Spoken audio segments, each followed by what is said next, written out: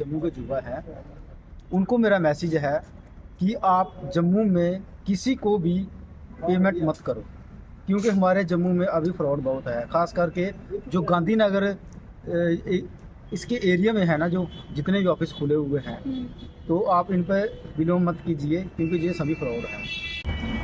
कि हम आपको वर्क वीज़ा देंगे, वर्क वीज़ा का पेमेंट हमने इसको किया था, तो इसने क्या किया कि हमको टूरिस्ट लिए भेज दिया। वहाँ पे जाने के बाद जो वहाँ की गवर्नमेंट है, जो रशिया की गवर्नमेंट है, वो थ्राइज नहीं करती है कि हम वहाँ पे जाके वीज़ा कन्वर्ट करें, क्योंकि वो बोलते हैं कि अगर आपको वर्क चाहिए तो वो दिल्ली से लगवा के आओ, हमारे यहाँ से कन्वर्ट नहीं करता। पुलिस के पास में नहीं जाते, तो वो इसके चीज़ का फ़ायदा उठाते हैं, काम करवाते हैं और पैसा नहीं देते हैं। वहाँ पे फायरिंग के लिए भेज देते हैं, तो उसमें हमारे साथ में 15 लड़के गए थे, क्योंकि वो पैसे देते हैं ना। इतना फ्रॉड और झूठ ये बोलते हैं ना, और धमकी इतनी देते हैं जैसे जम्मू कश्मीर इनके। मैंने तो अपनी प्रॉपर्टी बेच के, जमीन बेच के पैसे दिए थे इनको। 1 करोड़ का लगभग स्कैम जो है वो जम्मू से सामने आया है। वो कुछ लोग भी हमारे साथ मौजूद हैं, उनसे भी बातचीत करेंगे कि आखिरकार ये स्कैम क्या हुआ और किस तरह से ये धोखाधड़ी उनके साथ हुई है। लेकिन जहाँ पर ये देखने को मिला है कि पैसे लिए जाते हैं और उन्हें बाहर भेजने का वादा जो है वो किया जाता है, लेकिन वो वादा जो है वो पूरा नहीं होता। कितनी इनके अमाउंट है, क्या इनका नाम है, इनसे बातचीत करेंगे। क्या नाम है? मैडम पहले तो आपका मीडियो वालों का सबसे धन्यवाद। रवि कुमार मेरा नाम है। मेरा लड़का जा रहा था, रशिया भेज रहे थे मैडम सोनिया जी। 6 लाख रुपया लग चुका है मेरा। 6 लाख रुपया अमाउंट। हाँ। तो रशिया पहुंचा नहीं पहुंचा। तो फिर कहाँ पहुंचा? वो पहले के गए थे कि राजस्थान में बोल रहे थे एयरपोर्ट, उधर से वापस आ गया, आगे जाने नहीं दिया। फिर उसके बाद बोल रहे कि चलो दूसरी बार भेजेंगे। दूसरी बार बोलने लगे कि दिल्ली में भेजेंगे। दिल्ली उधर है कुछ 4 दिन का, तो होटल में रहा बच्चा, अपना पैसे दिए उसको। जब पैसे दिए 4 दिन के बाद मेरे को फोन करने लगा लड़का कि तो मेरे पास पैसे बंद हो गए थे, इधर से धोखा हो गया। उधर से नहीं बैठने दिए एयरपोर्ट नहीं दिए। कहाँ पर आप मिले थे? कहाँ पर उनका ऑफिस था? ऑफिस है पहले तो आगे त्रिकुटा नगर है, पहले इधर में गांधीनगर है, पहले गांधीनगर में। उधर ऑफिस में होगा था, उधर दिए थे पैसे, खाते में डाले थे पैसे, बाकी नकदी भी दिए पैसे। फुल अमाउंट दे दी आपने? हाँ 6। आपका क्या नाम है? मेरा नाम कुलदीप है। आप कहाँ से? मैं महाराष्ट्र से। आप गांधीनगर ही गए थे आपने? हाँ, JMD फिटनेस सेशन है ना, जहाँ गांधीनगर में, अभी वो नगर में है। पहले वो वहाँ थे, अभी उन्होंने चीज़ कर दिया है।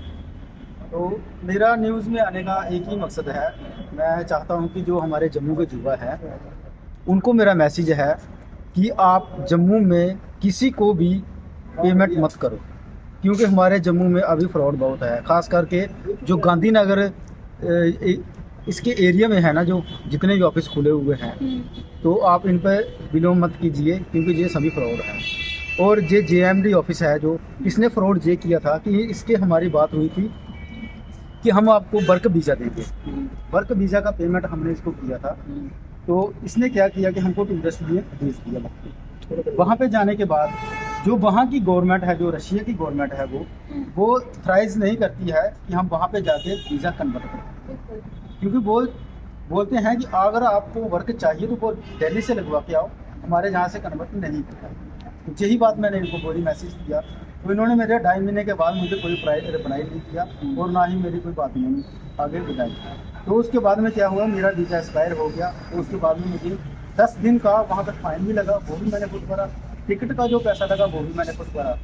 तो उसके बाद में मैं वापस आ गया। अब मेरी जहाँ जो गवर्नमेंट है, जो जहाँ की सरकार है, मेरी उनसे विनती है, जो ऑफिसर हैं, जो IT ऑफिसर हैं, जो DSP वगैरह जो भी हैं, मेरी उनसे हाथ जोड़ के विनती है कि आप इन पर थोड़ी कार्रवाई कीजिए। आप देखो कि जो जेन्युइन ऑफिस हैं उन्हें चेक कीजिए। ऐसे तो जैसे हम छोटे छोटे आदमी होते हैं जो छोटा छोटा क्राइम करते हैं गांव में, तो पुलिस उन पर कार्रवाई बहुत जल्दी करती है, लेकिन हमारा 7 महीने 8 महीने से हो गया, केस भी चल रहा है, लेकिन उसमें कोई कार्रवाई नहीं हो रही है। क्या चक्कर क्या है उसका?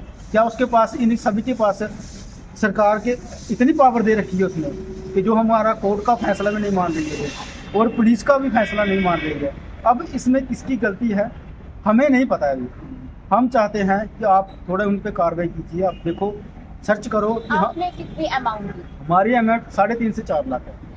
हाँ, तो मैं चाहता हूँ कि आप जुआ जो भी है वो जहाँ पे कोई भी ब्लेम मत कीजिए। अगर किसी को डाउट है तो वो मुझे कॉल कर सकता है, मुझे मिल सकता है, मैं उसको बताऊंगा, मैं उसको पूरा प्रूफ दूंगा। ये नहीं है कि मैं ऐसे ही हवा में बोल रहा हूँ, मेरे पास पूरे प्रूफ हैं उनके खिलाफ, पूरा मेरे पास सब कुछ है। आप चाहे तो मुझे मेरा नंबर भी मैसेज कर देना आप, मैं उनसे बात करूंगा। तो कितना समय हो गया इस प्रोसीजर को? इस प्रोसीजर को कम से कम 6-7 महीने हो गए हैं। अच्छा, आप खुद गए थे मैं वहाँ पे रह के आया हूँ, 3.5-4 महीने रह के तो आया हूँ। वहाँ पर कोई काम नहीं किया आपने? काम तो किया था, लेकिन क्या होता है कि जो लीगल तरीके से वहाँ रहते हैं ना छुप का काम देना। जी, उनको तो पेमेंट नहीं होता है, क्योंकि हम किसी को कुछ कह नहीं सकते। अगर हम जहाँ इंडिया में है, जम्मू में है, तो हम अगर कोई पैसे नहीं देगा हम उसके पुलिस में जाएंगे, भाई हमको पेमेंट नहीं हो रही है, लेकिन हम वहाँ पे पेमेंट भी नहीं जा नहीं सकते पुलिस के पास, क्योंकि जाएंगे हमारा वीज़ा पहले ही वो उसका जो एक्सपायर हो गया है, हम पुलिस के पास कैसे जाएंगे?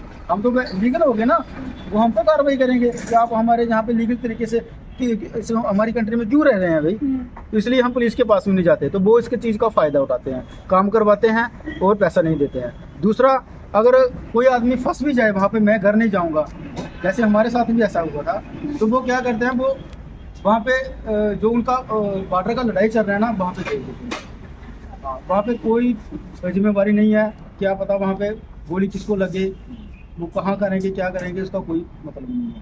तो मजबूरी में क्या करवाते हैं? वहाँ पे वो बॉर्डर में भेज देते हैं फायरिंग के लिए। फायरिंग के लिए? जी हाँ, वहाँ पे फायरिंग के लिए भेज देते हैं। तो उसमें हमारे साथ में 15 लड़के गए थे, क्योंकि वो पैसे देते हैं ना, वहाँ पे जाने के वो पैसे देते हैं।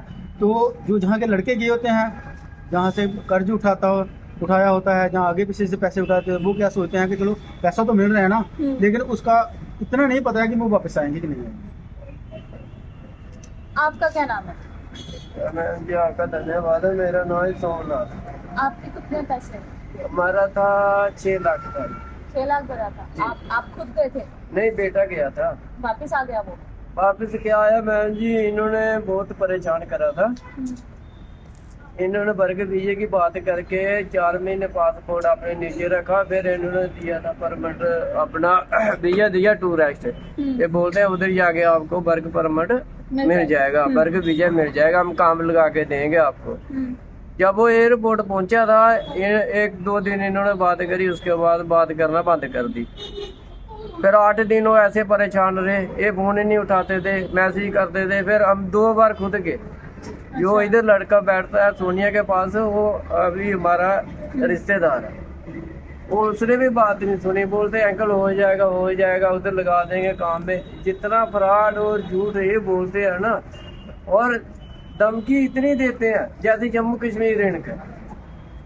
मैंने तो अपनी प्रॉपर्टी बेच के, जमीन बेच के पैसे दिए थे इनको, मेरे पास सारा प्रूफ है। इन्होंने क्या करा, फिर जब हम इनके पास गए, इन्होंने बच्चों को अंदर करा दिया उधर। 1 महीना 17 दिन जेल में रह के आया, जहाँ पे 1.5 लाख रुपया वकील ले गया और 32,000 की टिकट भेजी। फिर अभी वो आया, अभी वापस आया? हाँ, अभी वापस आया, 2 महीने जेल में रह के आया।